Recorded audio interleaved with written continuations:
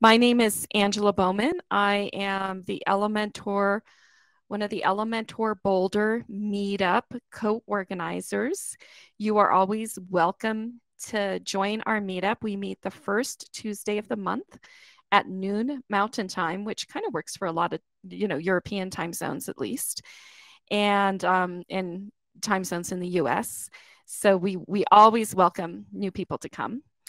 Today, I am speaking with Courtney Faust of Saffron Design, Jennifer Scher of Jennifer Scher Creative, and Bethany Siegler with Unique Think.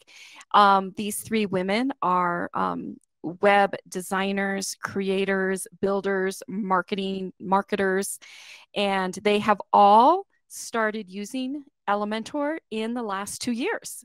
So we've all four of us kind of got started using Elementor at about the same time and had to just dive in and into the deep end and figure things out. And we just wanted to share with you our stories.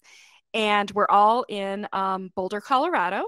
And so we've been meeting and having meetups and together for a number of years, sharing our WordPress secrets with each other. And we want to share some of those with you today. So to get started, I came up with a list of questions that I felt would be interesting to hear from people who are just starting to use Elementor. And one thing that kind of came up as a common theme amongst all of us is we learned by doing. And I'd love to see in the chat, did you learn by doing? Like did you just dive right into Elementor and just learn by doing it? And so to start off, I'm just going to ask Jen, how did you learn by doing? Like, what was your approach to learning Elementor?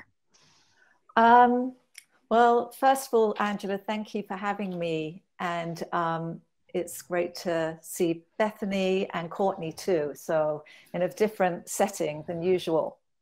And also, just to begin with, I love the title of this talk because that's exactly what I do. I learn by doing. I'm a terrible student. I don't like reading. I just don't have the attention almost to sit and study.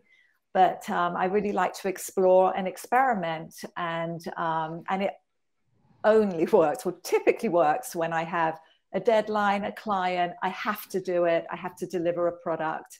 And then I get very resourceful and very focused. So it might not be the most efficient way, but that's how I do it. So I learned by doing initially with my first Elementor site, which is it was a site for a company called Rocky Mountain Tennis Center. It's a busy tennis club in town, and learning by doing really made it happen. I had to deliver. So, and the site, I had to dive in and use a lot of Elementor widgets and used a number of functional elements that the site demanded. I don't know, are you showing that or you're not? We're just talking, right? Yeah, so I'll show some of the widgets and stuff as we go along. It's fine. Yes, but I did, it's okay, sorry. I did use a transparent header. I use pop-ups, slow moving video, motion effects. I've got tennis balls that kind of fly in a little bit. They wanted motion, I have to say, and it was quite timely because Elementor offered this, so it was great. And so, just through this project, I was able to become familiar a lot. And, I did watch videos and stuff like that, but I tend to like zero in on the bits that I just want to learn. So that's amazing. Was my learning by doing. And with Elementor, you could do that, which is so cool. Really? And Courtney, what about you? I think you had a similar experience. Yeah, I think all of us were using another theme for years, and that theme stopped being supported. So we really just had to like, all right, where are we going? We're going to Elementor. And I was really dragging my feet about having to learn something new. And the first site happened to be a volunteer project. So I just was like, oh, I'll just poke around and see what I can do. And I was really surprised with all the tools. And I really didn't know what I was doing. So I just had to poke around. And then we did have some meetups. And that helped because they would actually point out tools. And I was like, oh, I didn't know that was there. Sweet.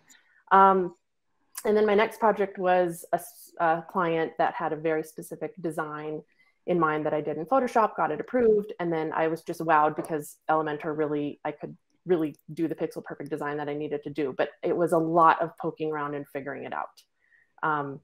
So yeah, it was. And you did it. And I did it. And it was, and I really was dragging my feet. But when I started, I was like, oh my God, this is so cool. And you just really do feel empowered to like figure it out. And so yeah. That's awesome. Yeah. And I threw up a slide because you mentioned to me the reverse columns on mobile. So there is a link on the slide. If you haven't discovered that feature yet, I will share out the slide URL here in the chat for all of you to have the slides. Yeah. And so, and obviously people probably know what that is, but you know, it's going to be on one way on your regular screen where you have a photo, image, photo, text, image, and it goes back and forth. But on mobile, you need it to be image, text. And so this was awesome just to easily do that. And I think in our old theme, we had to do that with some really funky code. So yes, we had great. to use some Bootstrap code for that. Yeah. So Bethany, you had a really interesting launch into Elementor. Tell us about it. Yeah, I want to mention that my internet connection keeps telling me that I'm unstable. So if that's not you, it's all of us. So it's actually more on too. the platform. So don't worry about it. It's not you. Fantastic. All right. So yeah, mine was kind of one of those happy accidents, right? Where I actually lost a site that I had been developing on a local hosting environment. It was almost complete and we were getting ready to launch in a couple of days. And the whole site disappeared. Everything on my local host was gone. And so it gave me that excuse to finally try Elementor. I figured I'd see how long it took to rebuild it in Elementor. I had a sense of how long it took me to build it. And I had all the screenshots of what it looked like. I had wireframes. I had images, graphics, and copies. So I thought, all right, perfect challenge. I did watch a couple of videos on specific things with the Elementor videos and WP Crafter, who has a great selection of Elementor related videos. So if anybody's looking for that, they can do a search for him. And I couldn't believe once I was in there and working with it, how fast and easy it was to recreate what I had lost from my local host. And interestingly, like Verdi was mentioning, that gave me some time to then explore some of the other widgets and tools. And I found these flip image boxes, flip boxes that my client really loved. So it ended up being, like I said, a happy accident. Yeah, and Verdi said that same thing when he did it. He was surprised at how fast it all came together. And also the joy. I mean, I kind of hear joy in all of your voices that you actually had a good time. It wasn't, you know, it was fun. Yeah. I think that's a common theme working with Elementor. I certainly feel like after years and years and years of building websites, getting to work with Elementor kind of gave me a little shot in the arm of like, I could use a little fun right now. So do you have in this journey any particular sites that you're proud of? And I'm going to start with Jennifer again. Okay, well, I like this site. I always like my latest site, so I like this site. I just launched it with Angela, actually. Very cool. And it's a resume site, and I like it for many reasons, but I like it because it feels like the resume solution of today, and hopefully it will help the client find a job and all of those things. But the client gave me a very traditional resume and a like PDF doc, pages of writing. He's in life sciences, which I know nothing about. And, but he allowed me to use my imagination to animate his world and bring it to life. And I feel that's where I'm strongest. And I really like this kind of situation a lot. So, you know, I mean, Elementor is a perfect platform in order to filter that through, because it's a great tool to help communicate creative ideas in. So yeah, I like this. I think I want to do some more of these. So I want you to build mine. Oh yeah, yeah, right. I should build mine too. And so then Courtney, what was your, I pulled this. You gave me a couple sites. I happen to like this site because I really liked the distressed outlines around the images. I also I worked on the site with a little bit with you, just a tiny bit with you, but I thought it was just so creative, and you may not be able to see in the screenshot that I have, but it has kind of these watery bubbles in the background, and I just found it so, I love the texture on it. So tell us, was this was like one of your first sites that you did in Elementor? In Elementor, yeah. And they came to me with a built site that was a disaster. And it's called Blue Circle Foods. They sell frozen seafood. And it was e-commerce, but it was a mess. And so really I had to start from scratch. But then they still wanted the same look and feel. And I was really able to do it so fast and great in Elementor. So I was super psyched with how it turned out. And then, you know, that kind of wavy blue line there is that site, what's that called? Section divider. And so this is actually, I think, the mountains one. And so yeah, I really liked having full control over all the pieces, not having to use as much CSS. And then I do use the save as a template a lot. And I think we're going to talk about that later, but I think that's such a great part of Elementor. And, you know, setting up the header, setting up the footer, it just saved a lot of time and helping, recreate this look. And then it's e-commerce, WooCommerce site. So being able to then customize, you know, the internal WooCommerce pages with the Elementor templates was awesome. Yeah. And I know kind of the CSS that was on the original site, and you were able to just like boom and get rid of, really simplify kind of those styles and everything. And Bethany, this is one of my favorite sites that you built. Tell us about this. It's really hard to capture in the screen grab because if you know someone hasn't seen this site, it has these animations. And tell us about that. Yeah, so I had built an author site advertising, you know, his book, and he said to me, I want to create a companion to it where people can go and explore the fictional town and the characters in the book. And so this was so great because first off, with Elementor, it saved money and time, which was fantastic, because I was able to import page templates from the first site into the second one. But then it let me, that extra time let me focus on cool motion effects that were built into Elementor. So if you go, for instance, the centralcitybooks.com and go over to the characters page or the rogues gallery, you see all of the characters slide in. And then you choose one of the characters and there's some motion when the character enters their individual page. But the fun thing that I found about that same time were Lottie files, and I wanted a Lottie file into the site. So I was fortunate enough that I found this one that was subtle enough and I could change the speed of it. And so what's happening here in the screenshot that's on the page is instead of related posts, we called the bottom section, we added a related post section, and we called it check out the other characters. So when you were done reading one of the characters, there was this little bubble, the gold bubble at the top would pop up to let you know something else was further down the page.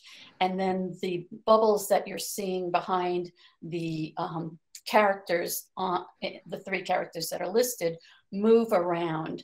And so it gave a lot of motion and fun for an already amazing site where his illustrator had given me these amazing characters to work with.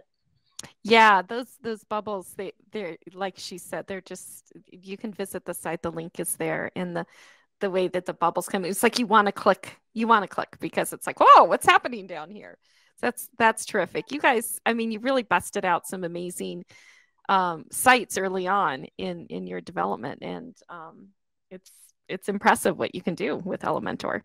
So in that process, I'm sure you learned a lot. What were some of your big aha moments in like something you didn't know, and when you found it, just kind of, wow, okay, that helps a lot. And I'm going to start with Courtney.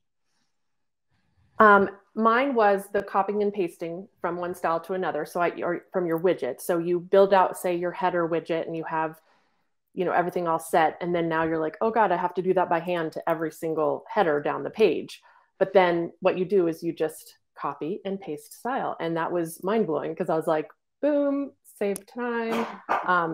And yeah, and then I thought you could only do it per page. You can actually do it over different pages. So you copy that style, go to another page, edit, and then paste style. And so, yeah, that was exciting. It's just so funny, us working by ourselves, and, you know, we're like so excited, like, yay, like the littlest wins. And then just really quick, someone did in the chat, I did notice, say, are we using Elementor Pro? And I am. I think all of you guys are using Elementor Pro. Yeah. Yeah. So I think we really utilize, especially the header footer being able to be built. I mean, I think it's key. Yeah.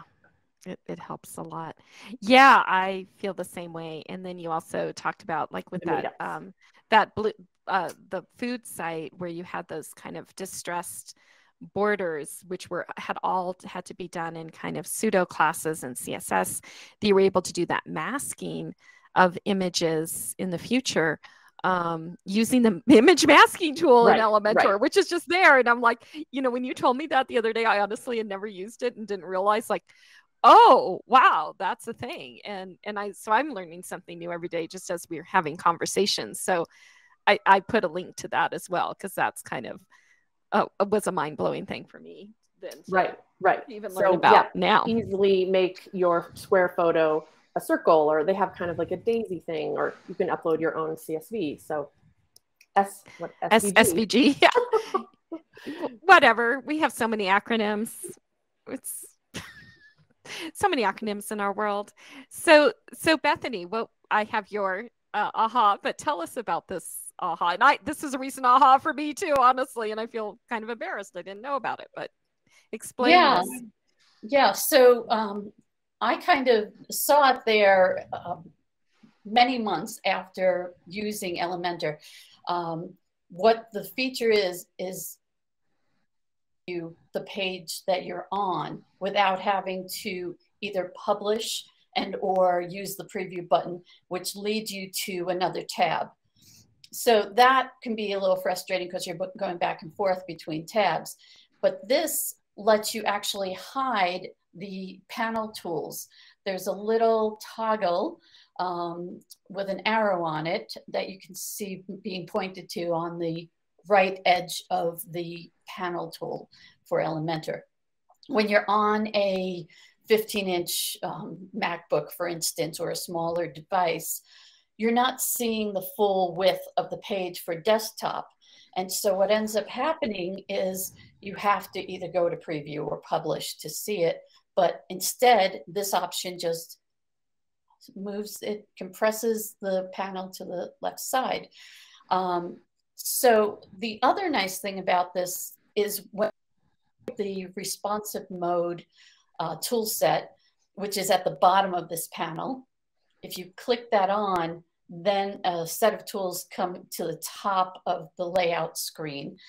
And if you're looking at your display, a lot of times there'll be a little blue dotted box around the section that you're trying to see how it interacts. So you have to go into a preview mode. So now you can just, again, hide the panel and see in the 3 different device settings what it looks like in desktop, mobile, and tablet. But if you didn't want to hide the whole thing, you can also, there's a way above or below that toggle to just shrink it, resize that panel box as well. So that's an option as well. Yeah, that whole thing of the preview. So what was happening is I design these headers and I often am hiding one navigation menu and showing another navigation menu on mobile. And I just could not preview that because it does show the thing you're hiding on the different devices. It still shows up, but it's kind of grayed out. And it was so frustrating. And when we learned about that in our last meetup, and I just hit that panel, it's like, oh, it hides all the hidden things too. So I only see what I'm supposed to see on the phone. And it kind of blew my mind. So if anyone else did not have your mind blown yet, or did recently have your mind blown by hiding the panel, or I'm just, wow, I had no idea. I'd love to hear that in the chat, just so we have some empathy for like how long it might take us to discover these little Easter eggs in Elementor. Yeah, and there's always things that we end up finding through our community, our Elementor meetup. Excuse me. That's one of the really great things about the Elementor meetups, is even though Angela and I might be giving the presentation, somebody else in the audience might say, hey, did you realize a lot simpler by? And all of a sudden we discover something that we hadn't seen. Yeah, it's awesome. Let's see. So then Jennifer, what was your aha moment? This was also an aha for me too. Okay, yeah, they're constant, but this is one of them, one of the many.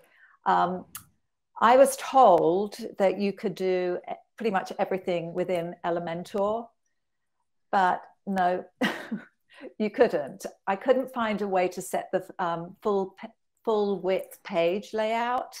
So I just went back and forth between the WordPress dashboard and back into Elementor for a long time. And one of the aha moments is when I bothered to look at the very bottom left-hand corner to a tiny little gear icon that I'd never noticed. And it opened up a whole new world of general settings. So yeah, so it's not overly exciting one, but it was really convenient. And so in there, you can actually set the Elementor full width, and also you can change the background from the default gray white to bright white or whatever color you want. And so yeah, and it kind of just made me realize that, I mean, for me anyway, I think culturally we look to the top left corner logo. If, we read from left to right in the West, and so I think it's just automatic. And I don't know, it was there, and it's you never looked in that lower left corner where another Easter egg was hidden. Yes, the gear icon. Yeah, what does that gear icon do?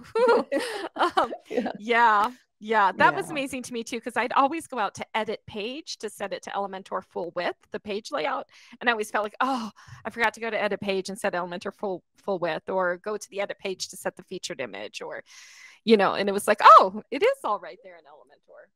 That was cool. Yeah. I was going to write to them and say, look, there's an oversight here, but there was not. So let's see. Oh, I'm kind of trying to. I'm using two screens. What did you discover? So this is like kind of, you had your aha moments, but then what did you discover you could do with Elementor that you hadn't been able to easily do before, like with whatever page layout builder tool, whatever you were using before? Like what was like, oh, wow, this is awesome. I could do that. And I'm going to start with Bethany on this one. So I have to say that, I actually really loved my old page builder. We were using it for 10 years. I had no intention of stopping using it, but the developer stopped support. So that forced me to try something new.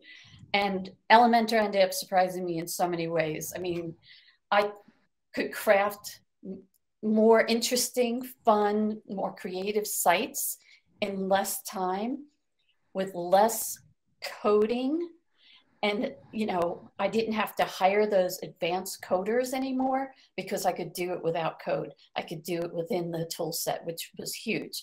I think the one thing that it did better was what Angela was saying earlier about the responsive elements. If you, for instance, are working on something on desktop and it looks great on desktop, but then you want to bring it to mobile and it doesn't work quite the same, you can go into the advanced tabs and over to the responsive, not the responsive mode at the bottom, but a tab, or I don't know, what do you call it? Widget a toggle under the advanced tab. Yes. Yeah, called responsive. And you can hide the desktop version on mobile and tablet, and then create a separate one for mobile use and tablet use and hide those on desktop.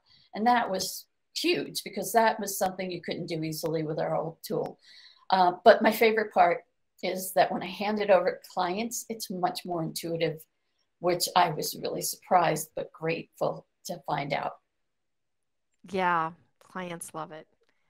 So then Jennifer, I loved when we talked about this, what you found you could do.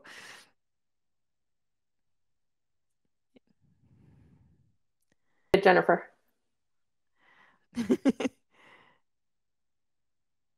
Hi. There you go.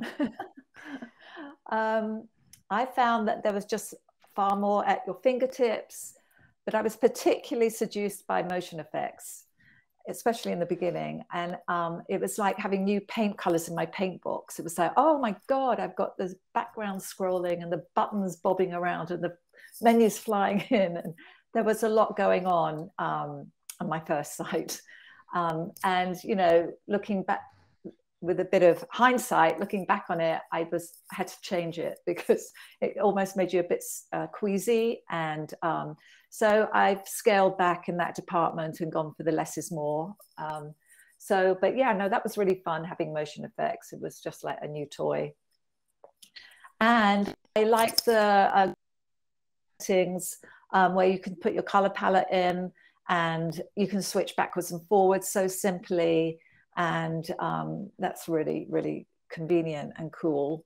And similarly, the global font settings are there too. And other than like having your primary and secondary font, etc., you can have your line heights set, and that is just brilliant. It just goes in, it looks the same, it's done, it's easy.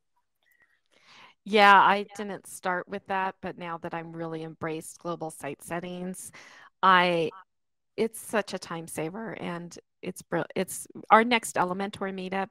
If anyone can join us for our first Tuesday of December, noon Mountain Time. It'll be on the Elementor community. I will be doing a presentation on creating a style guide in Elementor and using those global site settings to drive your style guide for your whole website. So be sure to join us. We'd love to have you. And Courtney, what are you finding you can do with Elementor that you couldn't do as easily before? Yeah, I felt in our old builder, a lot of my headers looked the same. And so I really was able just to do so much more. And I think, you know, the headers, the footers, the spacing, the padding. And then it was a total game changer to be able to see what it looks like in desktop, see what it looks like in tablet, see what it looks like in mobile, and tweak. And I mean, it's just, we did not have that control. And we had so much CSS in the back end to control everything. So that was awesome. And yeah, all the tools are there. And yeah, just being able to style the layouts. And then what you said about the animation, Jennifer, I need to try more animation. I'm a little nervous about it because I don't know if it'll slow it down. I don't think it'll slow it down. But I liked how our old theme had some things that just slid in automatically. So I need to figure out how to do that. That's kind of my next thing. But yeah, just more control. I mean, I like every time I do a site, I'm just like, oh my God, this is so great. So yeah, it's never ending delight and surprises. I like that too. Keeps me from getting bored. So what is your favorite, now that we know the things that you've liked? Want me to answer that one? Oh, did you not? You did that question. You were the first. Oh, okay. Okay, sorry. Yes. So what is your favorite Elementor widget or other feature that you found, like, you're just like, oh my gosh, I love this thing, and it's like the next best thing to sliced bread? And Jennifer, what was that for you? Oh, I love the export import of templates. I think it's brilliant. When I was learning in the beginning, I spent a lot of time creating a contact form for a contact page, and I was kind of picky about it. And then I really, really liked it. And so now I have it as a template, I've been able to use it on about 5 sites so far, and counting, because I think I'll use it more. But the nice thing is you can just export and import and style it to that project and add the details it might need. And it's so easy, it's so quick. I mean, that is a major time saver, like messing around with forms for hours and hours, and then you do your site and then it's like, oh no, I've got to do the forms. And it's so much better. This is brilliant. Yeah, especially with forms, because other forms plugins, official forms plugins, you can export your forms and import them to other sites. And so the way that you can do that in Elementor is just export the page or that you, or section or whatever that you created that form on, and then you can use it on other sites. So it's kind of that workaround for not having a standalone forms plugin. But yeah, the forms take a lot of time. Yeah. Like whenever I have clients with forms, I'm like, I'm in a budget 2 to 3 hours for the forms, or sometimes more. So let's see, moving on. Courtney, what was your and someone mentioned the global site settings, being able to set those in advance, because usually I'll design in Photoshop and kind of know the fonts and the colors that I'm dealing with, and setting all that. And one thing like that was an interesting, I don't know if I mentioned it here, but so when you pick your site colors, you're going to pick, all the kind of colors that are maybe in your logo. But then also someone in the meetup said, oh, you should always have black and white in there. And I was like, oh my God, that's brilliant, because I'm always freaking doing it by hand. Like, why don't I just set those 0, 0, 0, 0. Right. And I'm doing it by hand each time. But then you really use white a lot more than you think. So yeah, the global settings was awesome. And then, and then the image, I'm losing my place here, the templates. Yes. Saving templates. So if I do something like an about, or, whatever, some kind of services page, and I'm going to basically be recreating that on another page, but I know that I'm not going to want to keep it for later. When I save as a template, I always put the word delete on it, because then I know that later I'm actually not using it. I'm just going to use it this one time, because then I do get these templates that kind of build up, like, the header's there, the footer's there, maybe some template that's on each page is there. But I really build up with these templates, and then I get confused which is which. So then I started just using the word delete, and that was helpful, because then later I'm like, oh yeah, don't need those anymore, because I already duplicated it onto another page. So yeah. Yeah, and I think we do have a tip slide for that. So we'll make sure to re-emphasize like how you can manage all the templates, because Save as template feature is amazing. But then I'm the same way. They like, oh, now I have 40 of these saved templates. Like, do I need to keep these? It might be just drafts. Yeah, that's such a great tip. And Bethany, oh my gosh, I went to visit this last night, and I hadn't seen it since you did it, but I was just like, that is so cool. So tell us what you did here and what this feature is. Well, this was just launched last night. So thank you for that. We're very excited about it. So the favorite feature is pop-ups. There are so many cool things you can do within WordPress. Within Elementor, but you used to have to get separate plugins with our old page builder, and now they're already built into it.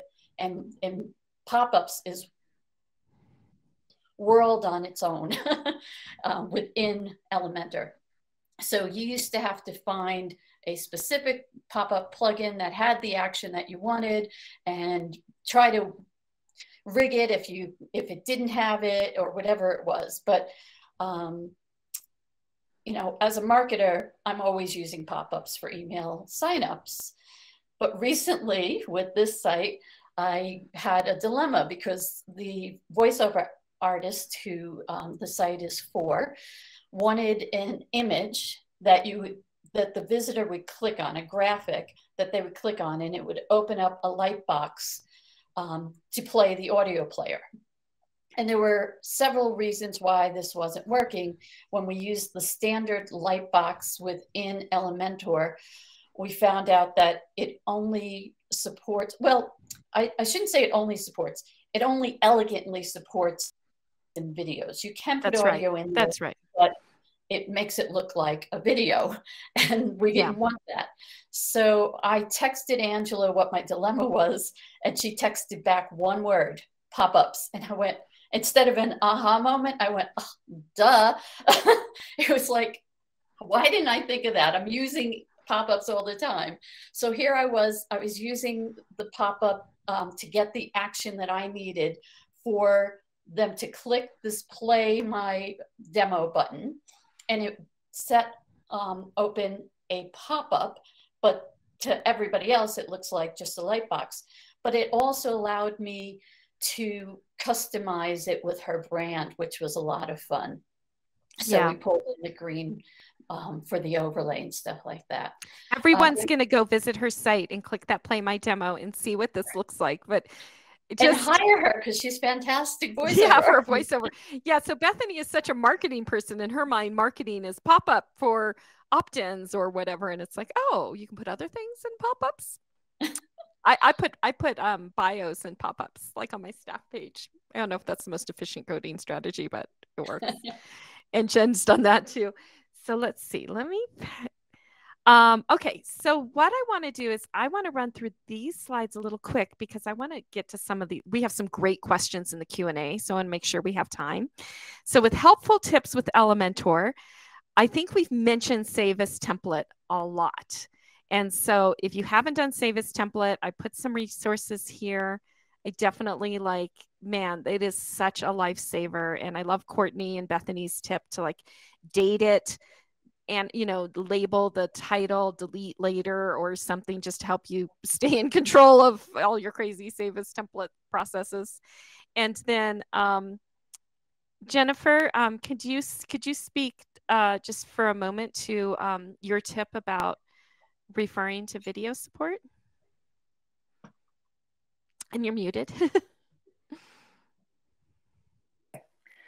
No, I love the volume and plethora of educational videos that are so readily available, whether it be via Elementor or just on YouTube. There's so many educators, and you know, somebody's had the same problem as you before, and somebody's done a video on it. So I seem to be able to troubleshoot most things that arise, and saves time, and you know, I feel more independent. I feel more in control of my project, and yeah, I like that feeling a lot. So hot tip is you refer to videos when you get stuck. There might be something there. And yeah, and I put another slide here because you mentioned the Elementor official videos. And then also, yeah, I did put a link to the query. So if you want, just click this link, you get to all the videos on YouTube. Just look for Elementor on YouTube and you will find the world. But you can also be more specific in your query, like how to do transparent header in Elementor, how to do more efficient layouts. Yeah. What's that? Check the dates of the video, because if it's more than a few years old, it might be the interface may have changed. Yeah, and it could be there was a workaround to something that hadn't previously existed. So, and then my tip is join a meetup. Just start to attend meetups. Even if like an hour and a half of the meetup is like, oh, I know this, I know this, I know this. There might be 5 minutes of that meetup that is going to speak to you. So I am going to I did put some you know, how you can reach all of us, and I am going to share these slides. I just need to get my cursor in the right place. So I'm going to stop my sharing, and then I'm going to go to my slide deck here and share the link. Sorry, I'm on 2 monitors, so this is a little. So I'm in the chat. I'm sharing this. I'm going to share this slide deck in our chat, so you all have all those links. And then I'd like to get to the Q&A, and I may jump around a little bit based on like how quickly I think we can respond to this Q&A. So let's see. One question. Okay, so I love this question from Julie Vargas. as you're learning by doing, how do you communicate that successfully to a client without sounding like, I don't know what I'm doing? You know what I mean? Is there any way that you presented that to clients in the process? I always know that there's a way to do it. So I'm like, I'll get back to you on that. Let me do a little research. And, but I don't know if that's communicating what can be done, because you don't really know it can be done yet. But they'll have usually an issue that they need solving. And you're like, yeah, we'll figure it out. Yeah, I'm the same. I don't tell them I do learning by doing per se. I feel the same way. I'll make it work. Yeah. Project Runway. So I mean, you know what your budget is for most of the project. You just want to pad some time for those learning by doing things. And you're quicker now on the other things, or you have the ability to save as a template and pull it in. So it balances out the time and cost. If that's her concern about the cost element, which I'm not sure. Well, I think it's just not sounding like you don't know what you're doing, you know? Okay. And I've said that, and I think, I think my clients are confident enough in me that, you know, I've built sites. I know how to build sites. This is a new tool. I'm exploring this new tool, and same. I'll figure it out, but I won't be able to say, oh, this is how we're going to do it. I might say, well, I'll get back to you, just like Courtney said. Yeah. Let's see. There are some of these things that are just going to be harder to answer in this format. Charles Coates had a question about form submissions. I think I would look at Zapier, Charles, and if you want to reach out to me through my website contact form, I can let you know how Zapier might work to connect Elementor form to your other third-party CRMs. Let's see. Let's see. I think Joe's question is really great. What features in Elementor help make the biggest jump in creativity or productivity or otherwise? Like what really, I mean, we kind of talked about the save as template and the import templates. Is there anything else that just catapulted you? Now. So like you're not saving a template. So the other day I did a site for a therapist, and then another therapist came along, and they were going to have totally different looks and feels, but I had already built out the header and the footer and everything else. And just in last month's meetup, we talked about site kits. So I'm like, all right, let's try this. And it was basically exporting the whole site and then importing it. And you can choose, do you want to import the photos and all that? And it was awesome. I was like, oh my God, I just saved like 4 to 6 hours. Like, that's amazing. So that was like last week. Yeah. And that was a feature that wasn't available when I created the Central City books. So I had to do individual templates, but I was still able to get it done with the individual templates. The other thing that Angela and I were talking about that we didn't get to mention is for diagnosing things. So I had a problem the other day where this weird action was happening on a page, and I saved it as a template and brought it into a new page and diagnosed it there. While the site stayed live, I was able to figure it out and then import that template over to the once it was resolved to the main page. Yeah.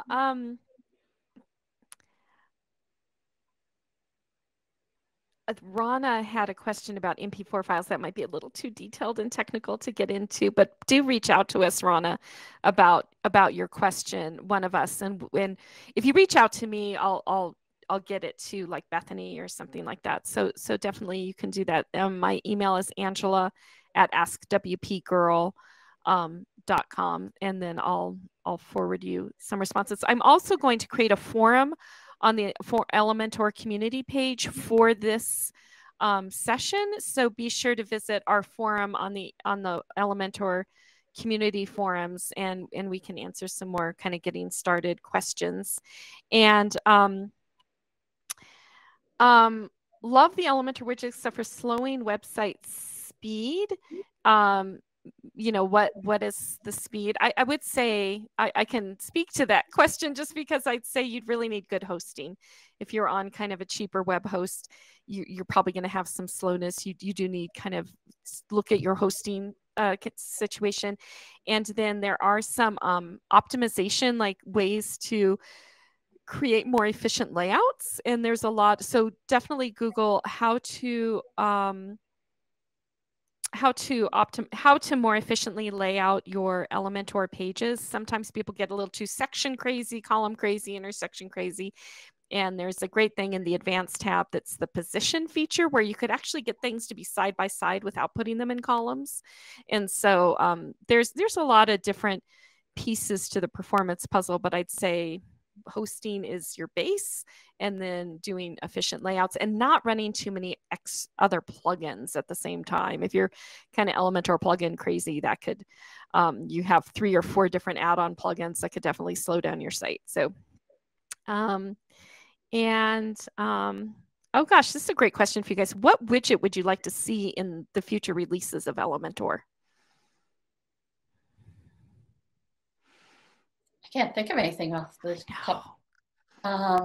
I think that there's more in there that people aren't exploring, that they should just go through one day and just go through the whole thing and play with each one and see what the capabilities are, because I rarely now have to get a different plugin to import to take the action that I want.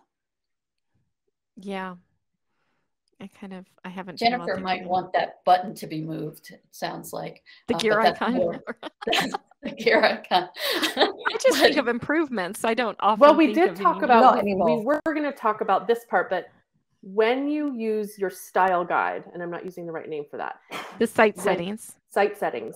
Remember, we in every meetup we talk about the idea of but you have to click these buttons to unhook the main theme, and yeah. So Elementor has these 2 checkboxes in the Elementor settings. There's 2 checkboxes. It says disable Elementor styles, but you're going to use the Elementor global styles. So why would you disable Elementor styles?